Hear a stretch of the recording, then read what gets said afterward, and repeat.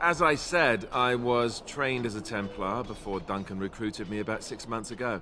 The Chantry raised me, and becoming a Templar was a decision made for me a long time ago. Duncan saw I wasn't happy, and figured my training against mages could double for fighting Darkspawn. Now, here I stand, a proud Grey Warden. The Grand Cleric wouldn't have let me go if Duncan never forced the issue. I'll always be grateful to him. It just wasn't for me.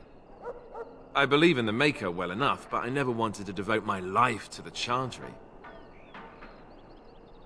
I spent years in that Chantry, hopelessly resigned to my fate. Duncan was the first person who cared what I wanted. He risked a lot of trouble with the Grand Cleric to help me. Or maybe he just happens to be a good man. What about? So I imagine. What would you like to know? Well, let's see. Surely you've heard of Weishaupt Fortress? The great eyrie carved into the White Cliffs far off in the Anderfels? That's where the Grey Wardens once kept their griffins. The griffins died out, however, and our numbers have dwindled since the last Blight. There's only a handful left in Ferelden. A few more in other nations. The others are camped with the King's soldiers in the valley. The King's given us a position of honor at the vanguard, despite our small numbers. I think Cailan is actually excited to ride into battle with us. Maybe he thinks that's what his father would have done. King Marek, Cailan's father, reaffirmed the power the Grey Wardens were given during the Blights. In practice, we can't conscript too often without hurting our cause. We were exiled from Ferelden once. Best not to let that happen again. The Grey Wardens are warriors without equal. Darkspawn threatened to destroy the world 4 times over. Each time, the Grey Wardens led mankind to victory. Nobody knows more about Darkspawn, and nobody's better equipped to deal with them. You'll see.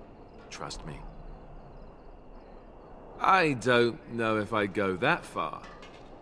Duncan says the Grey Wardens do whatever is necessary to protect mankind from Darkspawn. That means some pretty extreme things.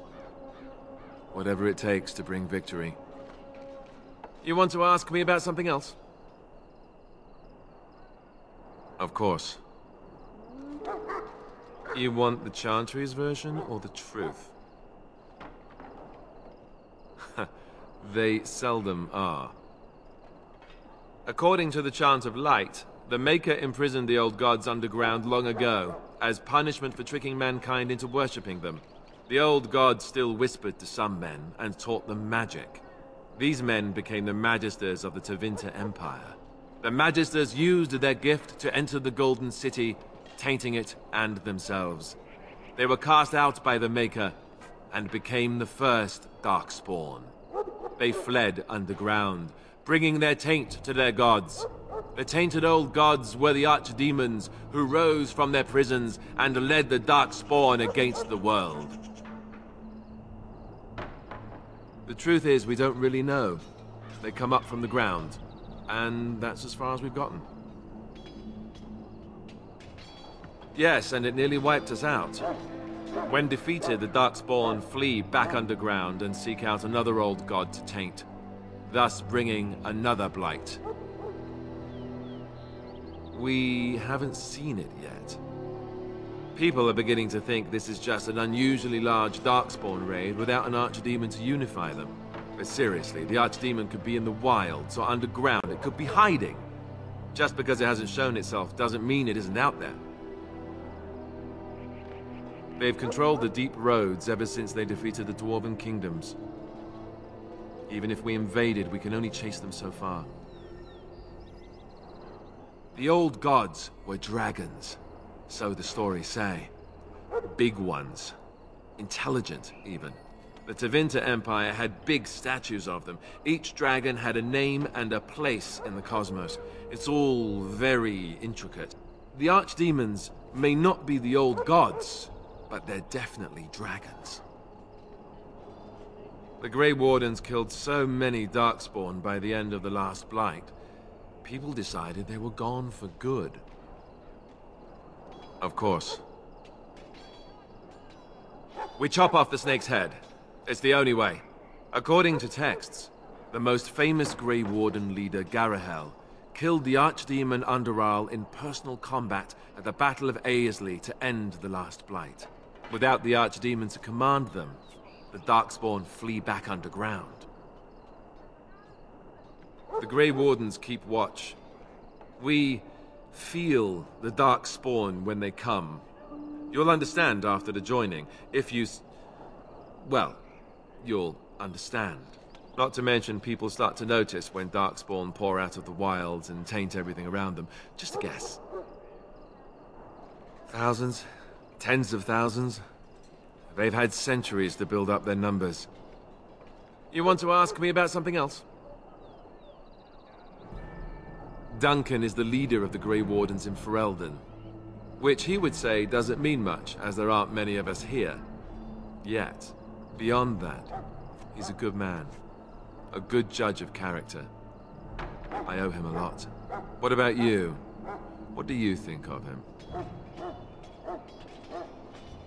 Fair enough.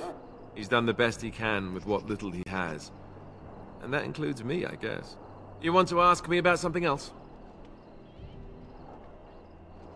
I wish I could tell you more.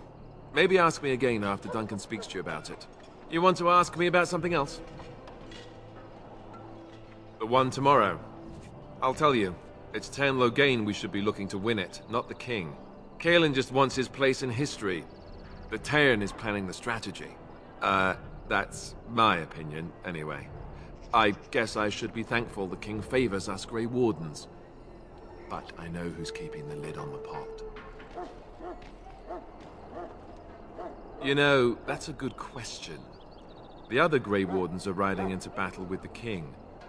I don't know if you'll be with them. We're at the edge of the Korcari Wilds, the eye of the Blight Storm, right where the Horde will be coming. Ostagar itself is in excellent defensive position. The Wilders were pushed back from here time and again in ancient days. I'm sure Tern Loghain has the battle planned to the last detail.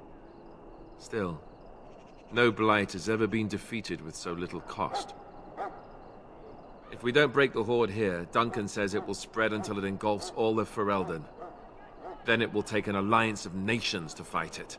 Which would be bad. Neither the king nor the Tern really seems to believe this is a real Blight, however. You want to ask me about something else? Then let's get a move on, shall we?